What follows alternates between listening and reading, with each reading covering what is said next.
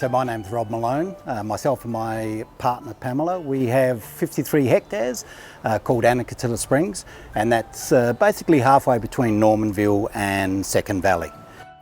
I'm Mary Rose, and we have a farm that's 33 hectares south of Normanville. I have property in Mount Torrens, 25 acres, and we run meat sheep. I'm Sandy Gunter. My property's on 5 Fob Road in Woodside, and I'm part of the Central Hills Regenerative Ag Group. Yes, I'm Andrew Ewers, this is my wife Carolyn, and we're from the Inman Valley area.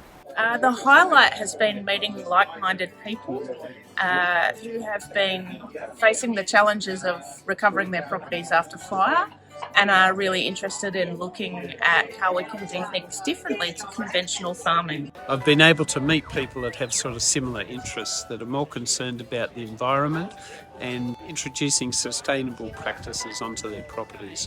And that's actually been a real encouragement to know that I'm not alone. The Regen Ag Group, we were there from the very beginning. It's good that you can start experiencing and talking and going places, because we all can read as much as we want, but seeing what other people are doing, listening to their learnings really helps, and also gives you confidence sometimes that it's not only you. Really sense of community and networking and sharing ideas. Highlight of this group is probably that you get to see what other people are doing, talk to other people and find out what different things they're doing. Everyone's got a whole bunch of problems, and you often find a new solution that you haven't tried yet yourself, and that's really handy, I think. And it's really interesting just to go to other people's places and see that nobody's got every answer.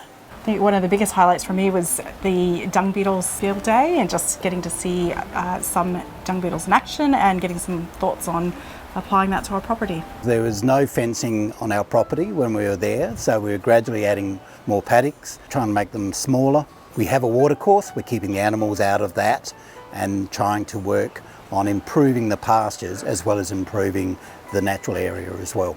The main thing I've learnt in the group is trying to be a lot more careful about identifying some of the paddock species and trying to find the natives in amongst the others. We've sort of already started trying to do that, but probably going to other people's places you get a better idea.